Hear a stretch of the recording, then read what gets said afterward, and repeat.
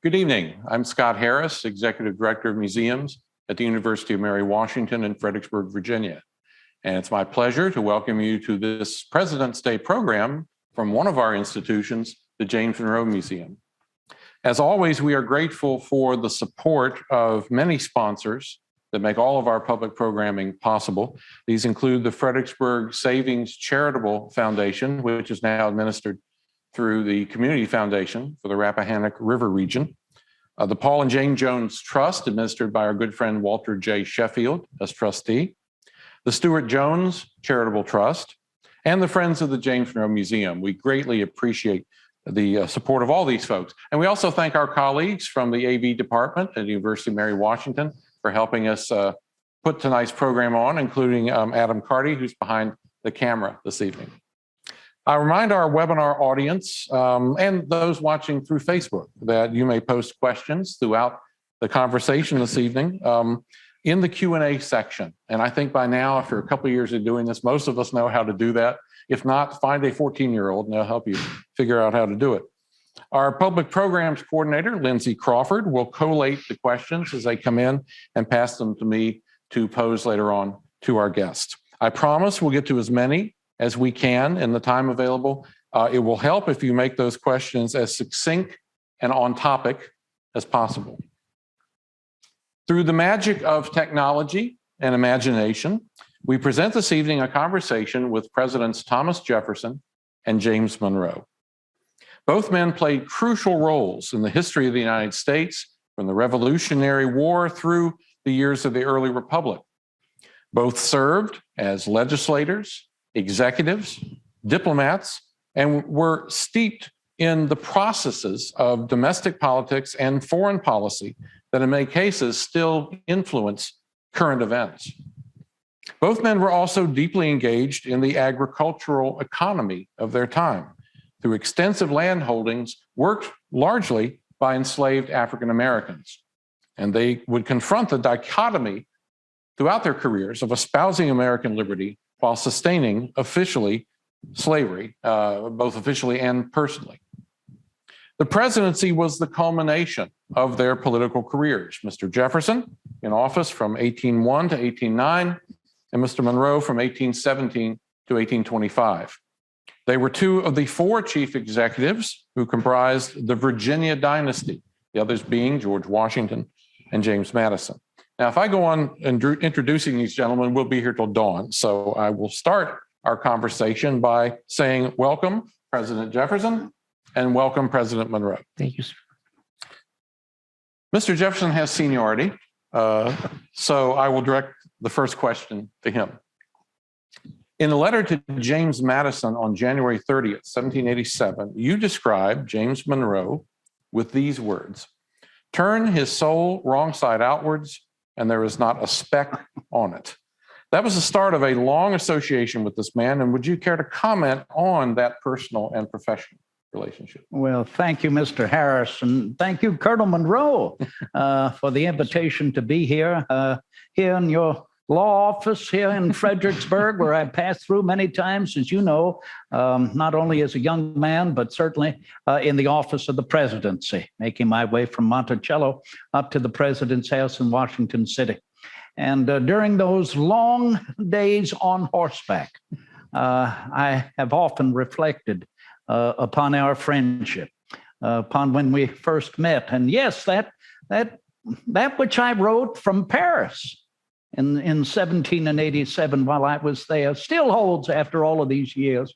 Turn yourself in and out, and you will find nothing to be blemished. Your character, your friendship, your achievements, the extraordinary service that you've offered our new nation began before the nation began. It truly began in that opportunity that you sought as a young man to attend the Old Royal College of William and Mary.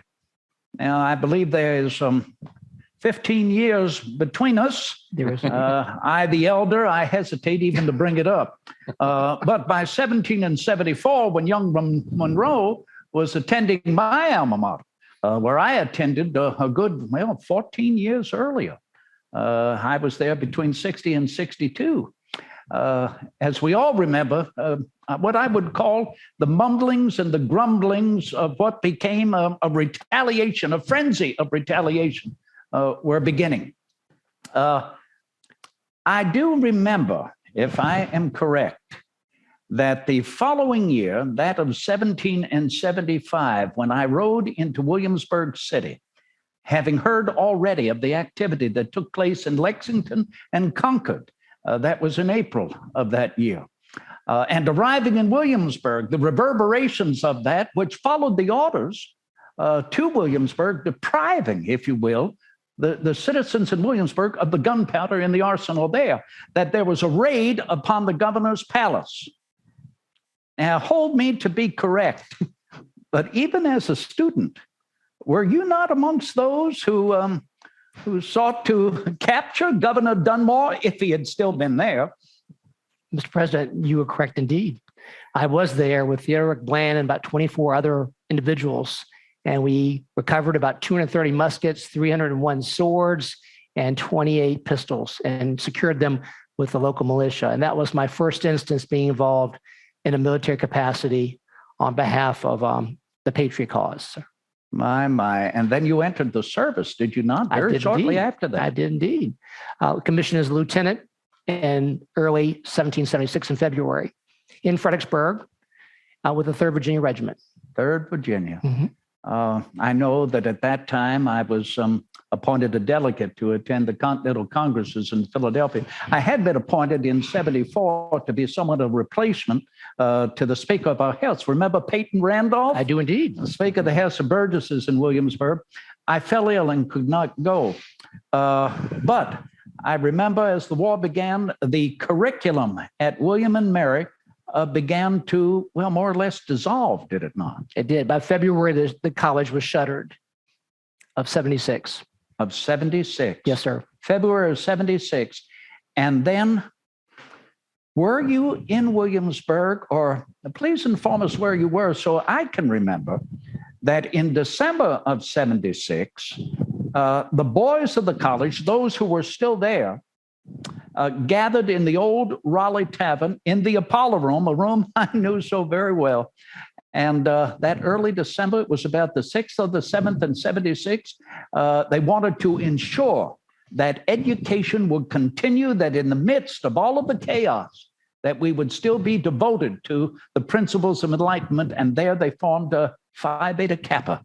Were you there, or were you involved in the engagement? I was on the way towards a rendezvous with Trenton at the time in late December of 76. Oh. And there, along with a kinsman of General Washington, we were both wounded during that battle at Trenton. And I was fortunate to survive that wounding. Dr. Riker staunched the bleeding of my musket ball that entered my shoulder, and I still retain that to this very day. Mm-hmm. Saved my life, and William Riker, a noted hero, and we were very lucky to have him aboard during that march and surprise attack upon the Hessians in Trenton. So that's where I was at that time, that the ongoing happenings you mentioned in the Raleigh Tavern took place. Yes. So though the boys met at the Raleigh Tavern in Williamsburg that very same month of December of 76, you were crossing the Delaware, were you not, with General Washington? Actually, slightly before him, but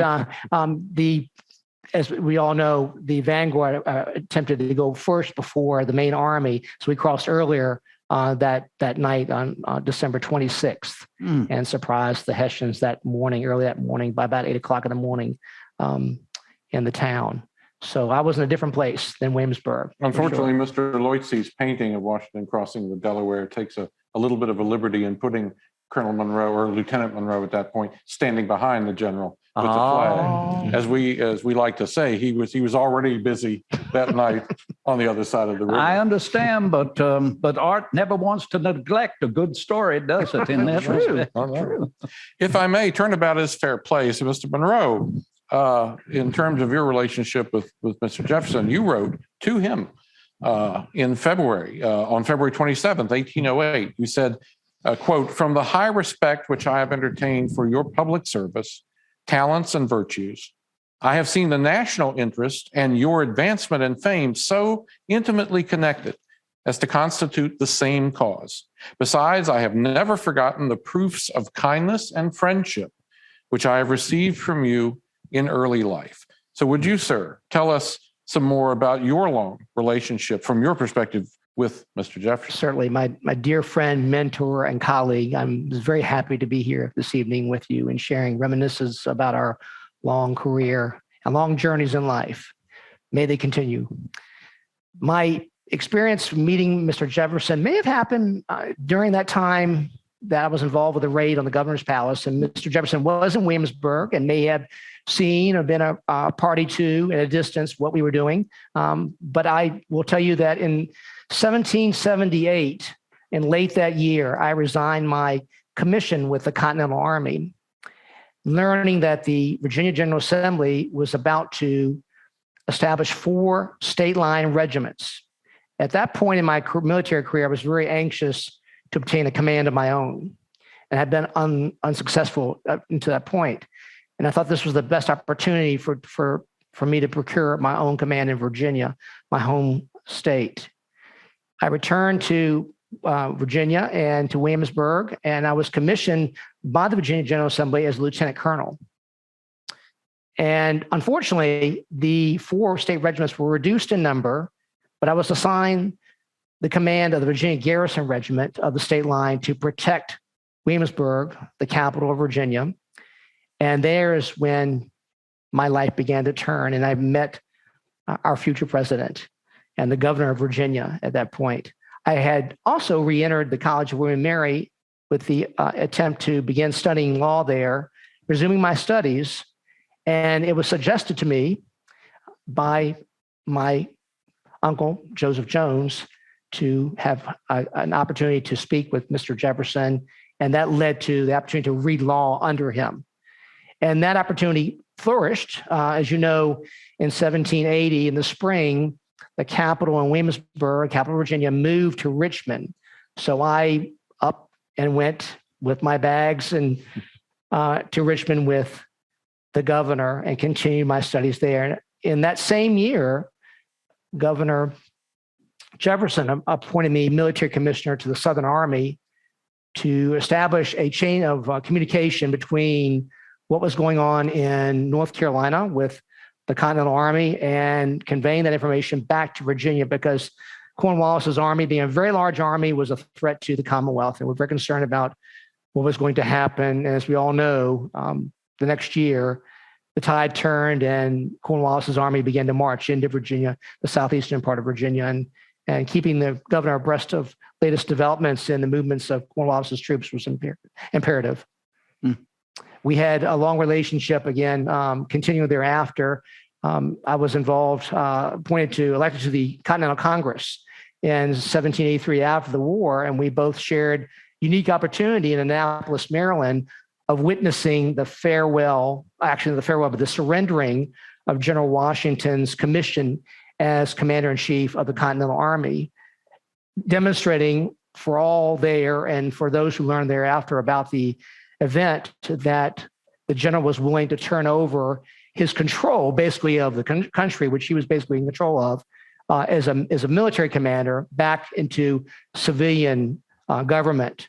And that's a mark of the beginnings of our early stages of what became our Constitution of Democratic Republic. So there's an amazing opportunity to be there with Jefferson, Mr. President, there at that time.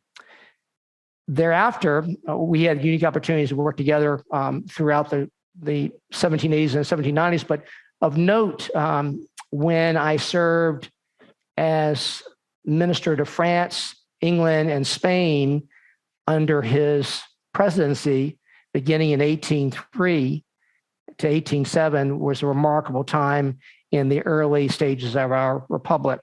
And I'll never forget the opportunities to represent our nation with those European monarchies with the United States.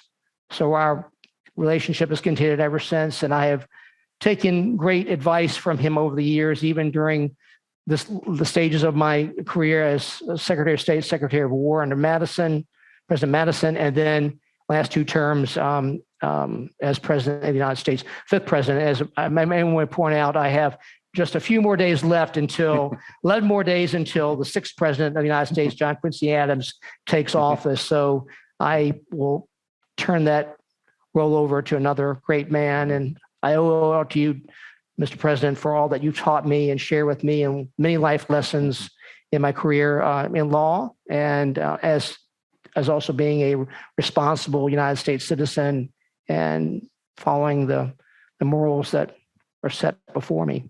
I thank you, sir.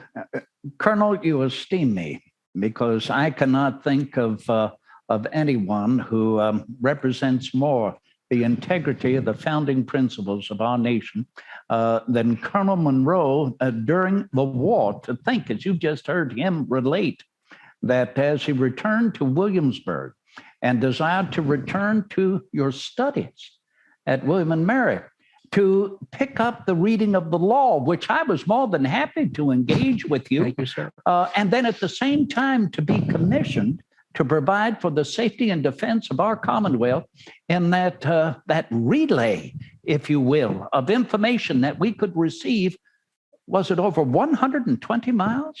It was indeed. 120 miles. Citizens. Colonel Monroe was one of several horse riders who would ride 40 miles each to cover the 120 miles so we could receive information in Williamsburg for our safety and defense within 24 hours. Now, think of all of these accomplishments by a young man at the same time who had been wounded in battle. You do not forget these early friendships and collaborations. And as you brought up our time together in Annapolis, we roomed together. We roomed together at Mann's Tavern. Mann's Tavern, I believe, was on the Duke of Gloucester Street in Annapolis. And you are correct. We both bore witness to General Washington's resignation of his commission as general. Remember, do you recall? He was hard. It was difficult for him to read. So he went to take his spectacles out. Do you remember? I do. And he said, I beg your pardon, but I've become nearly blind in the service of our nation. Remember who else was there? A gentleman with whom you served, if I am correct, with Lord Sterling. Were you not in service with Alexander Hamilton? I was indeed. I thought so. We first met at Valley Forge. At Valley Forge, We did indeed. And Aaron Burr was there too. I met him as well at Valley Forge. Both of them. You were very closely connected to the staff of General Washington while you were there, were you not? Through Lord Sterling, exactly. I can say so no more, citizens. There you hear. And as our audience will appreciate the careers of these gentlemen, as the names Washington, Madison, Hamilton, Burr come up, it is indicative of not only what a truly remarkable time it was in our country's history, but in some ways an intimate community, people who knew each other in so many different ways, either through their political affiliations, their professional, or even family ties. And I think that the relationship that you two gentlemen forged that was so positive in so many instances helped you through some of the times that weren't as positive. And Mr. Monroe, you alluded to a period, your second diplomatic posting abroad, which did include Spain and Great Britain, but particularly, and also France, but particularly the experience in Britain of attempting to negotiate a treaty that would address some of the issues that were a matter of contention between that monarchy and our republic at the time, the impressment of sailors, the free navigation of the waters, even the forts that were still on our frontier that had not been fully surrendered by the British from the Revolution. And so you prepared a treaty, you with Mr. Pinckney, to send back for consideration. Mr. Jefferson, how'd that go? Oh, now, Mr. Harris, that was a small, insignificant instance. We should not bring it up here and in the company of so many delighted visitors and in the Colonel's company here. It did not go well. Well, that's what I understand. In fact, you elected not to even present it to the Senate for consideration or ratification. Is that right? Yes, that's very true. And the colonel well understands. It was the concern that we had long had, and that even at the beginning of the war, of the impressment of our sailors in the service of the enemy. And then you remember in '07, we had that terrible experience with the Leopard. And I just could not understand when you were deployed there to Great Britain to secure treaties by which we could engage trade and peace. Why the impressing of our sailors, it appeared to me, continued to be ignored. Now, I do not want to hold you so much to this, Colonel. You know, you were working with Pinckney. And I would not be a bit surprised whether William Pinckney may be of some influence. Pinckney will not be here this evening, so. Yeah. I repeatedly brought this matter to the British and saw no redress. And as a matter of fact, that wasn't redressed in any significant way until 1811, 4 years afterwards, because of what had happened to the 4 sailors that were taken off that ship. One of them was hung, as you remember. Yes, I do. Mm-hmm.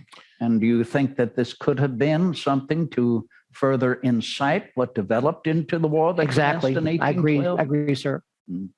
I really do indeed.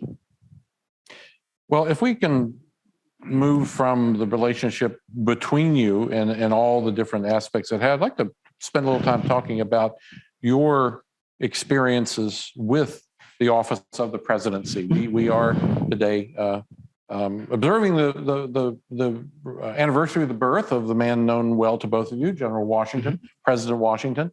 It has become kind of the common parlance to call this President's Day. So we try to roll everyone into that a bit. But in terms of the office, Mr. Jefferson, you said a sort of a cautionary note about the presidency in your first inaugural address on March 4th, 1801. And this actually reflected something you had said privately a bit before. You said, "I have learned to expect that it will rarely fall to the lot of imperfect man to retire from this station, the presidency, with the reputation and favor which bring him into it." Within the major highlights of your presidency, how do you feel they define your legacy, and how do you feel it defined your personal legacy, having gone through the experience? Well, Mr. Harris, history, very simply, history will have to be the judge. And the judgment cannot possibly be overnight. Not so much may be immediately known within a short period of time. That may be further revealed and discovered in particular papers and documents and even entries in diaries that will further reveal the efforts that were made at any time during one's administration. The president is never, ever without suspicions while he is in office. And yet, Colonel, I know you well understand, not a president would ever enter into the office of Chief Magistrate of our nation without a distinct interest and desire to do good, to do the best he can to protect and defend our nation and our people. And yet it is but common sense. You cannot satisfy all of the people all of the time. You can make an effort to satisfy some of the people some of the time. And you are never, ever a day without the vagaries of politics. How well President Adams and I understood that, particularly that presidential election of 1800. But politics and the vagaries thereof are transitory. They're always changing. They're always changing. And I think for a president while in office to keep before him the recognition of good common sense is always necessary. And when I look at the accomplishments that I perceive through the 2 administrations, 8 years, I cannot help but think upon my very first entry into the office after taking the oath of office, March the 4th, 1801. I had to continue to quell the divisiveness that had been in our nation during that presidential election year of 1800. I had to remind us that as Americans, a difference of opinion must never be a difference of principle. And I had to remind us about our founding principles, which I think already, I hope we understand, Colonel Monroe is so laudatory and a good example thereof. Proceeding with that, I had to contend with what could have very well been our first official war after the American Revolution. The American Revolution did not begin when we were a nation. It began a year or two before with its battle. But no, the official war, I presume, was that commenced in 1812, because in 1801, when we went to war with the Kingdom of Tripoli, I had hoped that the Congress might declare it, but no, they did not. They said they would support me in the declaration of war. And so it is, when Tripoli declared war upon us, or the war with the Barbary pirates, as many refer to it, well, then I, on behalf of our nation, declared war on Tripoli. So we had to contend with that war about 4.5 years, and still it did not end the vagaries upon the high seas, the Barbary pirates still attacking our trade, as we know, with President Madison and then yourself. I had to contend with the suspension of trade upon the Mississippi River. Spain denied our right of deposit on the island of New Orleans. Happily, that resulted in, well, a treaty that was secured, I dare say, by none other save maybe Mr. Livingston than yourself, Colonel Monroe, very influential in securing the treaties that enabled us the purchase of New Orleans and Louisiana. I should stop right there, because I think that shows the great influence that you had during that first administration, that we will forever be grateful for as we settle the West to the 100th and 1,000th generation of farmers. You're very kind, sir. Thank you. It was an honor to serve under you and secure that treaty with Mr. Pinckney. I think that this comes again to a realization of what truly momentous things were happening in the early history of our republic, a republic really like no other, that both of you helped shape and define in so many ways. And without a tremendous amount of contemporary examples to follow, you could look to antiquity, certainly, and look at ancient Rome and at Greece in their republican experiments. But what you were doing, what you were forging, what this nation was forging was something for which there was no script, if you will. There was no guidepost to follow. You were defining in many ways what those values would be, for good or for ill, I think, perhaps, in terms of how we would evolve in our national experience. Mr. Monroe, in terms of your presidency, this is a quote not by you, but rather about you, by Abigail Adams, the formidable wife of the formidable man, John Adams. She was writing in 1818, recalling your tour of the northern states that you had accomplished the previous year. And she said, when President Monroe was on his tour, surrounded by the military, encompassed by citizens, harassed by invitations to parties, and applications innumerable for office, some gentleman asked him if he was not completely worn out, to which you, replied, "Oh no, a little flattery will support a man through great fatigue." What were the major elements of your presidency and the legacy you forged there? And did you, in fact, get enough flattery to see you through it? Well, first off, thank you for the question, Mr. Harris. Mrs. Adams is very, very kind. I did receive too much flattery along the way, and I'm very grateful and humbled by the attention devoted upon me during the presidential tours of 1817, 1818, 1819. And just to recount, that was probably the best starting place to kind of summarize what has occurred during my 2 terms as your 5th president. The tour in 1817 was of the northern states, lasted 15 weeks.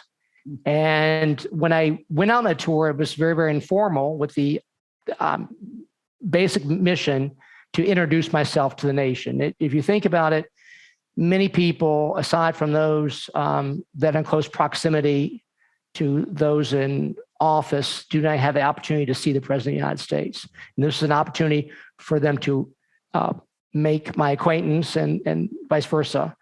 Also, it was an opportunity to bring the country together. I had very strong feelings, and I still do, about the reasons why we went to war, Great Britain in the late war and the American Revolution, the ideals of that revolution.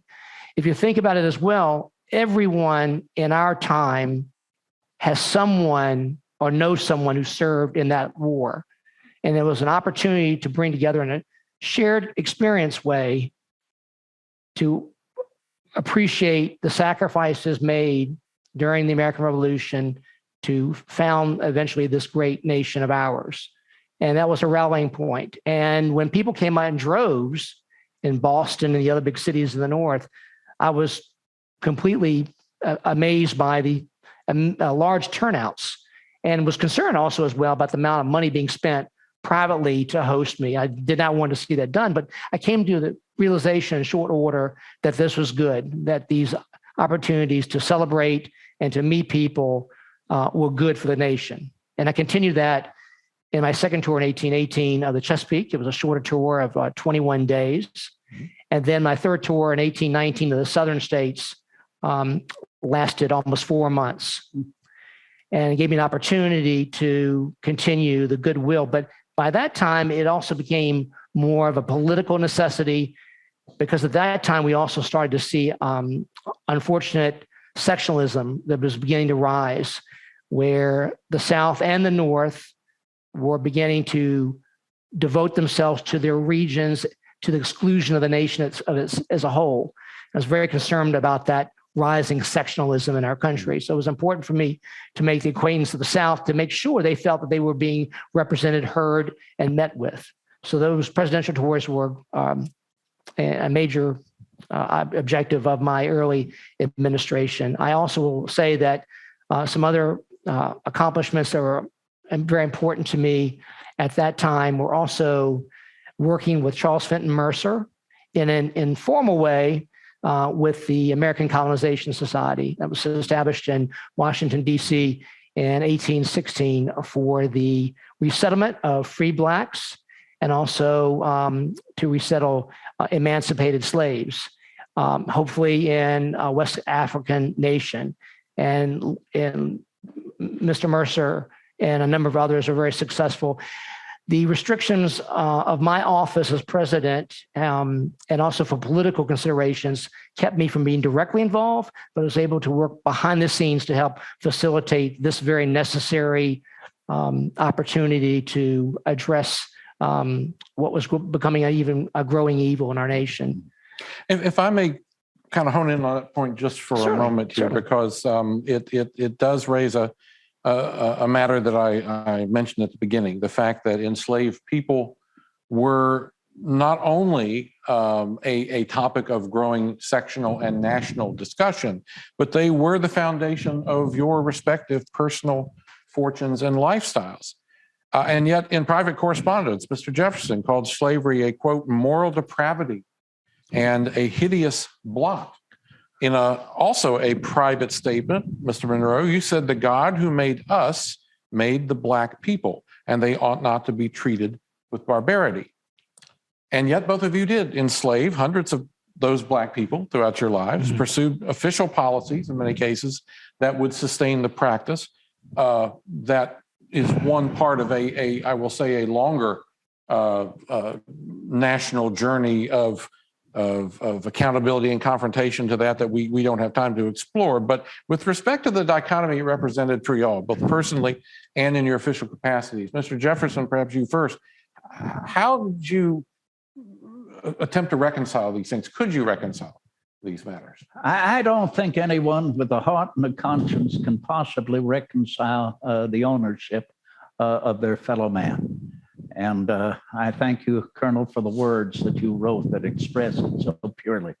That God has created each and every one of us in the family of man. That God who gave us life, gave us liberty at the same time to each and every one. These, of course, are the precepts in the first two paragraphs of our Declaration of American Independence, that all men are created equal. And that means mankind, ladies included, all of us are created equal in the laws of nature, nature's God. Now, the incongruity, the marring of these natural laws is the fact that though we are created free in nature, we are born into the laws of man. There's the contradiction. And the second part of our Declaration of American Independence refers to that, relates to that, because the second part of our declaration are all of the grievances for which we never received redress. We were considered Englishmen with the rights of Englishmen, and yet we were not represented in Parliament. So seek redress of grievances for as long as you want. So much did not occur. And amongst those grievances was the fact that we had petitioned the monarchy to end the importation of slaves. As I wrote, it was in that second part of our declaration. The king is a tyrant for ignoring our petitions to end the importation of slaves, for capturing a poor people, dragging them halfway about the globe, subjecting them to indentured servitude for life, for waging cruel war against the people who never did him any harm. And gentlemen, you know, and citizens, I presume you as well, you will not read that in our declaration. It had to be struck before the delegates in the new Congress of our nation, then in Philadelphia, that July 1776. 2 days earlier, we had created our nation. We voted for independency on the 2nd. We voted and were voting on the Declaration to let the rest of the world know what we had accomplished on their behalf. That clause was struck to maintain political unanimity. So you cannot justify it, particularly coming into the inheritance of it. We did not create our nation from nothing. We inherited so much that is incongruent to the founding principles of our nation. And as I speak this, Colonel, I beg your pardon, Mr. Harris, yours, gentlemen and ladies, I do not wish it to sound like excuses. History is going to be hard on us, and it has every right to be. But we must remember this: we are the most extraordinary nation ever created in the history of mankind to do something about the incongruities of the laws of man so that they might better imitate the laws of nature. Because, Mr. Harris, as you put this question to all of us, we are all engaged in it. At this time, Colonel Monroe and myself realized that our Constitution of our nation protects and defends this barbarous commerce. Yes, Colonel, as you know, I had the great honor to sign into its effect the end of the importation of slaves to our nation. But that did not end the commerce. And so it is that every generation of Americans are going to be at a default. We are going to fail, but that does not mean we give up.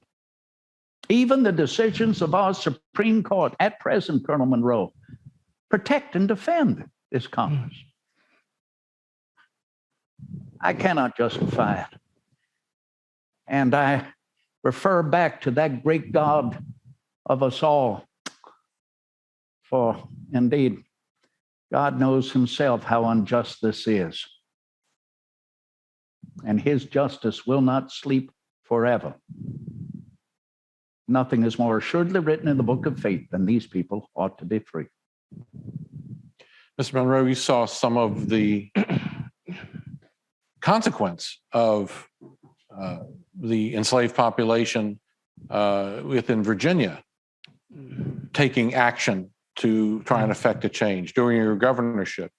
The man known as Gabriel, some say Gabriel Prosser, the person to whom by whom he was enslaved, fomented a network of enslaved people, perhaps with help from whites, that had it been not for a chance thunderstorm, might have become a violent episode early in your gubernatorial administration, and you had to react to that at the same time as you are, as Mr. Jefferson, yourself, the owner of enslaved people, managing estate. What did it mean to be caught up in both the personal experience, but also the official experience of seeing this manifestation of what slavery could produce? It was life-changing in terms of my perspective on the issue of slavery. As you mentioned, I, like Mr. Jefferson, are owners of many slaves. I own about 250 over my my life to date. The insurrection attempted insurrection in August of 1800 involving Gabriel, based out of Henrico County, and then also the one that occurred 2 years later out of Nottoway County, changed my views on the institution in dramatic ways, in such that I can no longer support it, but it supports our way of life and the economy. And this has to be dealt with in a way that is not totally disruptive to the society itself, in terms of changing a direction and ending that awful institution. As I mentioned, my involvement with the two insurrections or attempted insurrections happened also at the time that my young son, Spence, happened to pass away. It was a very terrible times in terms of the grieving, not only for my lost son, but also for the 27 conspirators who faced hanging and were executed in that manner.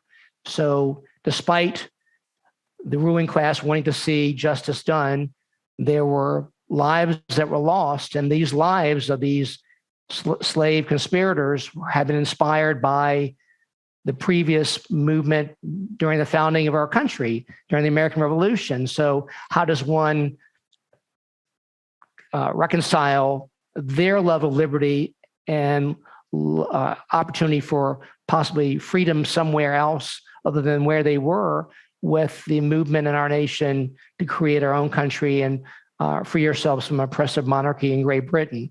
So those were telling times and affected me deeply, so much so that when, as I mentioned, Charles Fenton Mercer, the congressman, made it known that he wanted to start a colonization society to help free blacks and emancipated slaves, or those who wanted to be emancipated, to be returned to Africa. And that was a very important time. A lot of emancipated slaves, especially ones that were taking off slave ships that were seized by the United States Navy, were returned to Africa. So that was of some satisfaction, knowing that redresses were begin to be made, and that we're moving towards a better time. But we have a long way to go. And as you know, with the Missouri Compromise of 1820, where the introduction of a new state, Missouri, from being a territory to being introduced as a state, as a slave state, would have thrown the balance of power out in terms of representation between slave states and free states in the country. And the introduction of Maine as a free state was part of that compromise, establishing of a parallel boundary, the 36 and 30 degrees north of the equator parallel, which is basically the base of the current state of Missouri, between separating slave states to the south of that boundary line, that parallel, and free states to the north, was a compromise. That compromise, which if it had not been secured in 1820, thankfully to the hard work of Henry Clay and myself behind the scenes, working with a number of individuals to help negotiate the compromise, could have led to civil war between the North and the South. And it is, we are at perilous times, and slavery is the culprit behind that. I believe it's probably indicative of the nature of the problem, its pervasiveness within our society, and to our audience, a realization that there is no way to easily encapsulate this subject. We've really touched the bare surface of it, perhaps given an indication of what some of the conflicts were, and not really, unfortunately, able to probe it a whole lot more. But it will hopefully open up for folks windows into further investigation on their own. Mm-hmm. In the interest of keeping to our schedule, we need to move on before we get to questions. So there is one other topic I would like to pose, and it refers to something really that's been evolving through this discussion as y'all's careers evolve. And it is the rise of political parties during the early years of our republic. Both of you espouse the views on domestic and foreign affairs that characterize what was known as the Democratic Republican Party, or simply the Republicans in that era.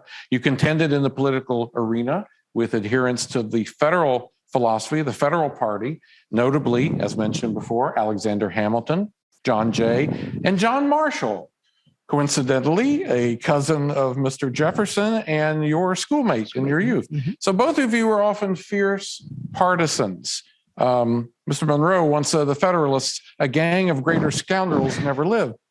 But you also shared a stated, yeah, that was a good one, wasn't it? Very good. You shared a stated desire to reconcile those differences for national good. Mr. Jefferson, your first inaugural, to which we've already referred, you said, we are all Republicans, we are all Federalists. And during that presidential tour in the North, Mr. Monroe, 1817, you said, the further I advance in my progress through the country, the more I perceive that we are all Americans, that we compose but one family, that our Republican institutions will be supported and perpetuated by the united zeal and patriotism of all. In what I regret is a relatively short time, could you speak to somewhat of that partisan divide, the Republicans, the Federalists, whether you feel your efforts to bridge them did succeed, and what lessons can we learn about confronting political discord in our society? Mr. Jefferson. Well, I cannot help but think that when Colonel Monroe returned from France, our government then in Philadelphia, that was 1797. Do you remember who met you at the wharf? That myself in the Mr. company, Gallatin? in the company of Monsieur Albert Gallatin and Aaron Burr. Yeah. Yes, My yes. heavens, we had no idea what was about to happen. But what was happening, we had already seen while you were in France, was somewhat a fracturing, if you will, of the federal government into political platforms. And I would say at the two ends representing those platforms, would you deny, was General Hamilton Yes. at the one end and myself at the other. This was seen in the cabinet of our first president. You were gone at that time, I think, were you not? Yes. And this was seen when I promised if he would stand for a second term, I would desist in my disagreements with our Secretary of the Treasury. Well, that did not last very long in my promise, though thank heaven the general was reelected. And so, having broken my promise, I did. I retired from office and went back to Monticello that winter of 93 and 94. But the arguments did not end. And I think what General Hamilton and Monsieur Gallatin and Colonel Burr and yourself, we all realized that these were arguments that were there before our nation began. These are arguments that have been there from time immemorial. They are innate in the nature of man. But as Americans, we could no longer blame it on England. This was now amongst us. And even within our platforms, there began to be fractures. Remember, you had aspirations to stand for president in '08. I did. When my Secretary of the State, Mr. Madison, wanted to stand for president. Exactly. Both of the same platform. I can best explain it this way, if you would allow me, as a final comment here, and I beg pardon for being overly long. When people come to visit Monticello, they enter into the Indian Hall. And there they see a rather large bust of myself on the far right.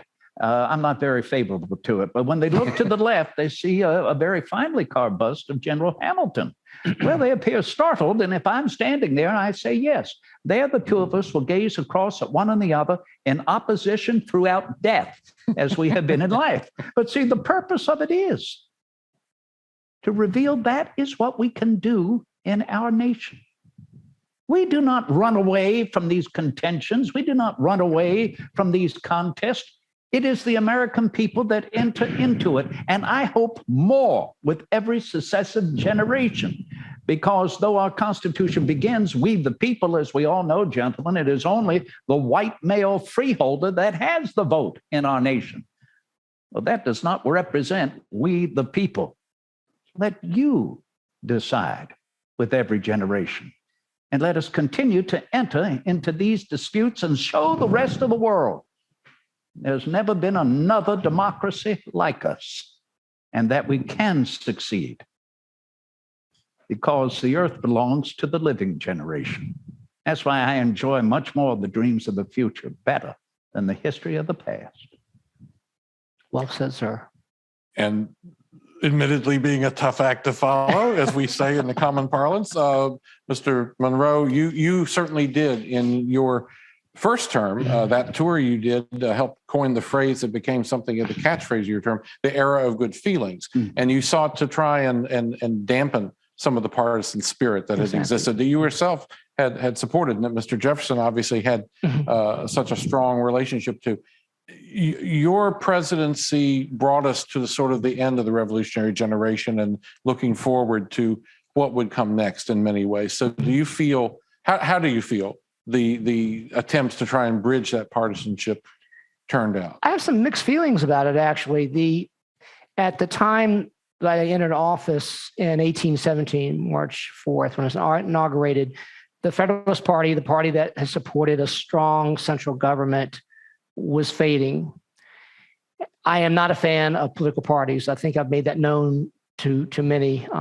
I do not support the idea, although I am by default linked to the anti-federalist or the Democratic Republican Party. I do support a decentralized government with more support being devoted toward the states. All this sort of came about during the period of time after the American Revolution, when the Articles of Confederation governed our land. You had a loose conglomeration of states with weak central power. The Constitution was written as a response to the Articles of Confederation. And as you know, I was not a fan of the Constitution without, a Bill of Rights. A very important point there. And when the parties began with the Federalists and the Anti-Federalists in the 1790s, up until 1817, that was the operation that took place between two political systems. Beginning with the disappearance of the Federalists, and especially with the arrival of the 1820-1821 congressional session, which happened to be at the same time as the Missouri Compromise, you had the development of rival leaders, factions, and sectionalism. And that eventually led to what has now happened at the terminus of my second term in office, where you had 5 individuals running for office. You had William Crawford, the Secretary of Treasury. You had John Calhoun, Secretary of War. You had Henry Clay, the House Speaker. Andrew Jackson, the governor of the Florida Territory, all competing for that title. And of course, John Quincy Adams, as we all know, is now coming into office in a matter of about 11 days and continuing his work as a Republican, but things are changing now. You have an emergence of, under his watch, more or less, of the anti-Jacksonian Party. So you have the splintering within the Democratic Republic Party. And I don't agree with the factions or the sectionalism of the North and the South. I think that does not bode well for the interim as we move forward in our country's evolution in terms of its government. I really would like to see return to no political parties. I know that's probably not possible, but I just don't believe I believe that a man should be judged by his character, his reputation, and his accomplishments, and not by which political party he subscribes to. And if that is not enough to decide on the man being worthy of an office, then I don't know what is. Well, by the perspective that our audience has, we know that these matters lead to many more permutations throughout our history and even to our present time. And if you were listening closely, you heard a lot of things that characterize contemporary debates in our politics as well. We have come to the point where we need to try and get some of our audience questions in, which we will. This is going to be a little interesting now as we rely on Lindsay to sort of tell us off camera what some of those questions are and to whom they are addressed. One of the questions is not directly addressed to either Jefferson or Monroe. It is, were you aware of the Louisiana Rebellion of 1768 and their manifesto? And if so, did the initial success and ultimate failure influence your efforts related to the Declaration and thereafter? The which rebellion? The Louisiana Rebellion of 17. Louisiana. And this of 1768. Yes. So this is after the France had ceded all to Spain, and the French, loyal to France, rebelled. Is that correct? A number of which I believe were Creole, were they not, in that time? Which we could actually look upon as perhaps the first truly American race. The composite of the natives of this land and the Spaniard and the French and the English. I have heard of it, but though certainly not eyewitness to it, I would say that it is the inherent right of any people to rise up in dissent against that which they feel is disagreeable to their safety and protection, because that's the only purpose of any government and its laws, to protect people from injury by one and the other. Otherwise, to allow them their industry and allow them their improvement. So our Declaration of American Independence represents man's inalienable right to pursue his freedom, the freedom of his fellow man. It's not singular. And so therefore, when you look at the revolutions throughout human history, when you look at the contests, not only in Louisiana, but you look at the contests among the Jacobites in England, in the contest with the Roundheads and the Royalists, when you look at the disputes between Henry VIII and the Prince of Rome, you look at the disputes between the houses of Lancaster and York. All of this goes into what we express in our Declaration of American Independence. I would say this much: it is dissent is certainly can be looked upon as an act of patriotism, particularly the more civil it may be pursued. Do you not agree? I agree. Yes. Attaining that civility can be the challenge. What do we have next? I'm going to ask it, and if you could repeat it to the audience. Surely, yeah. That'd be great. May Remmerlet asked, why President Monroe were you willing to give your land to President Jefferson's university? Oh. Why would President Monroe be willing to give up his land so that President Jefferson could go and found a university on it? And we should explain that among the several farms that James Monroe owned in his life, one that was called Monroe Hill was in the area of Albemarle County, right up at Charlottesville, property that you owned for a time and then sold, and that it later became the initial portion of the University of Virginia, the realization of Mr. Jefferson's academical village. So why did you give up that land? And I guess, too, what did it mean to you to come back later as president and dedicate the university on it? It was a great undertaking for establishment of a true University of Virginia, originally called Central College. And I owe President Jefferson and President Madison great thanks for involving me in that process. It was an opportunity to expand upon what had taken place earlier with my alma mater and also with President Jefferson's alma mater, the College of William and Mary. We wanted to see evolution of the university system, not to take anything away from either our alma maters, but we wanted to do something special in the terms of education of a higher level. And the opportunity to donate land and to be involved meant much to me. And so it was a great pleasure to be involved in that undertaking. That's a noble answer, but the land was pretty poor, wasn't it? Do I have to answer that? No, you don't have to answer that. We'll save that for another time. There have been frequent questions about what your relationship with Alexander Hamilton is currently like. Oh, if we had another hour, but yes, the relationship of either or both of you to Alexander Hamilton. Mr. Jefferson, you want to try and do that one? Well, I think I just provided for you all a scenario if you come to visit Monticello, than the entrance hall. But I will tell you that I hope we do not forget, though representing complete opposite ends of our nation's political spectrum, we could work together. We could collaborate together. As you know, Colonel, when our government was in New York there, that early spring of 1790, fractious indeed over the Assumption Bill and the Residency Act. that it was Mr. Madison we had to convince. I was all ready to reconcile with General Hamilton.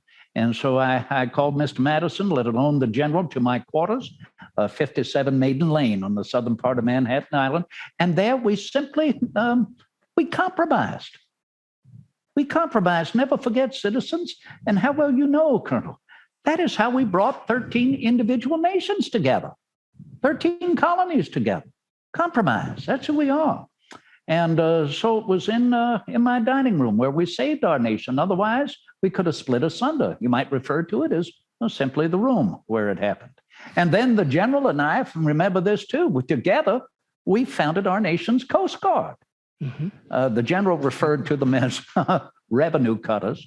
I called them distinctly militia boats. The general and I collaborated and provided a more or less an equilibrium, a standard of currency for our nation, because the value of money was different in every one of our new states. He allowed me to create the decimal system.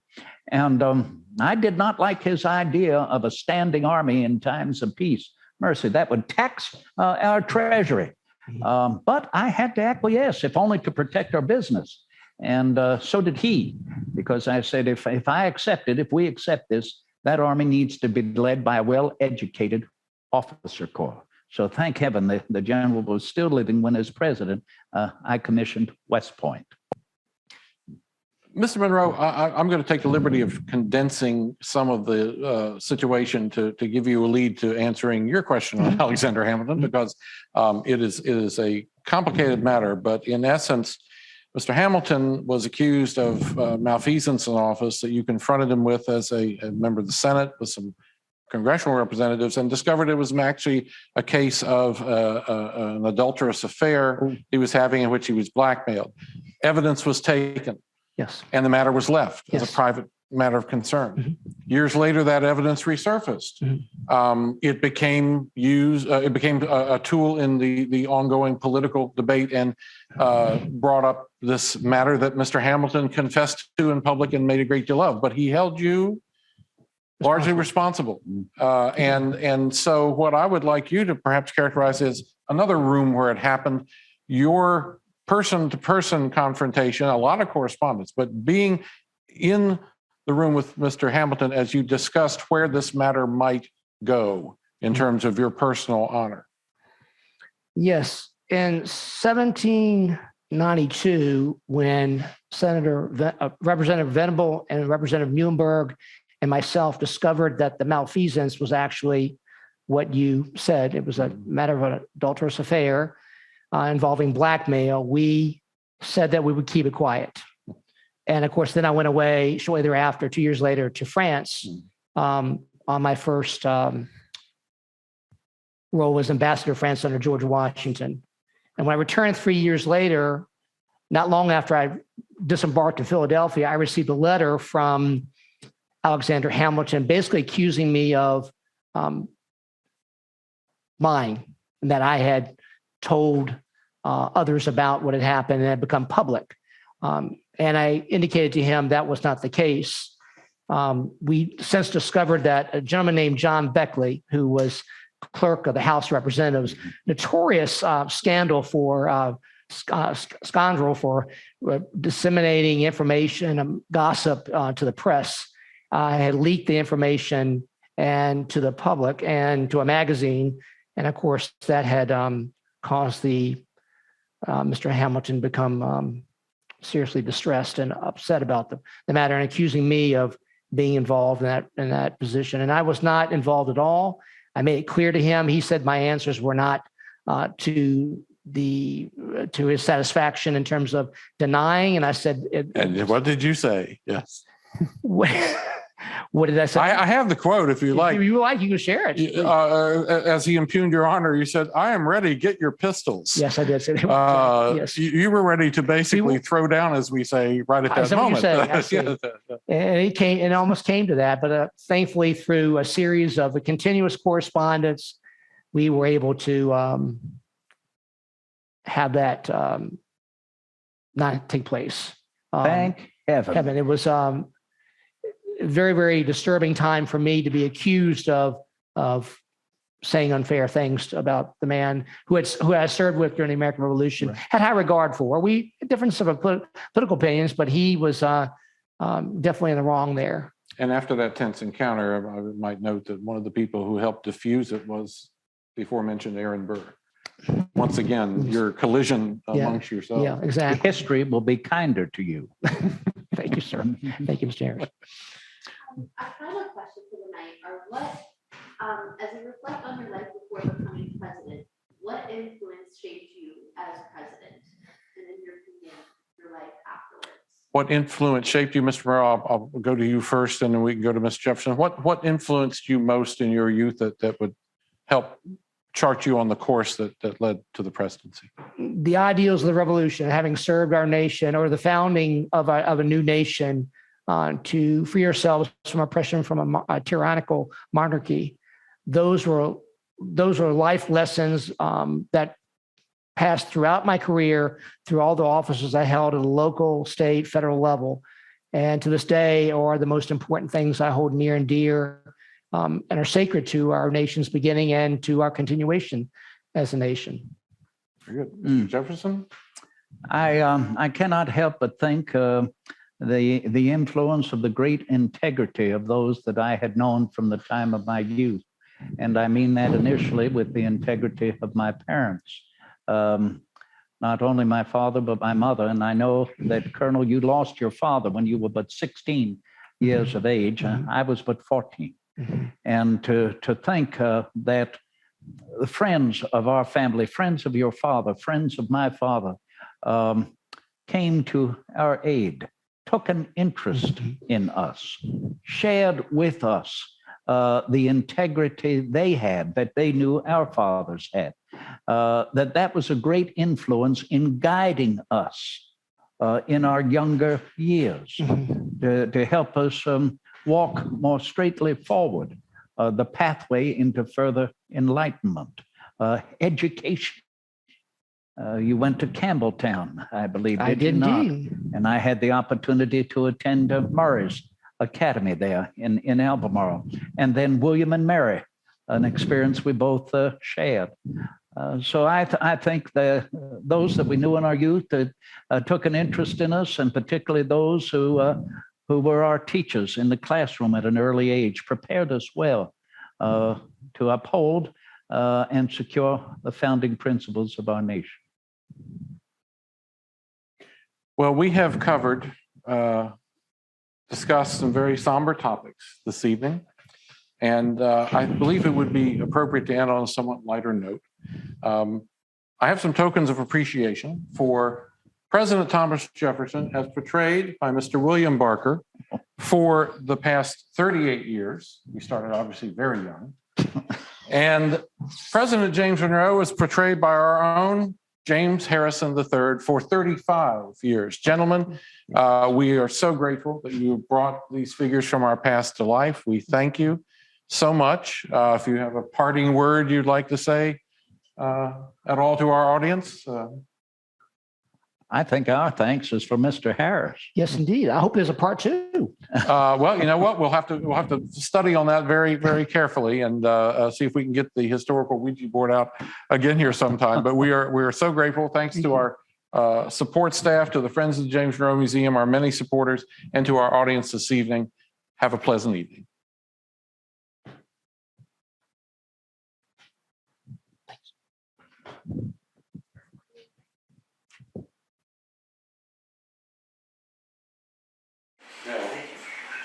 We didn't reveal it. You should see what it is.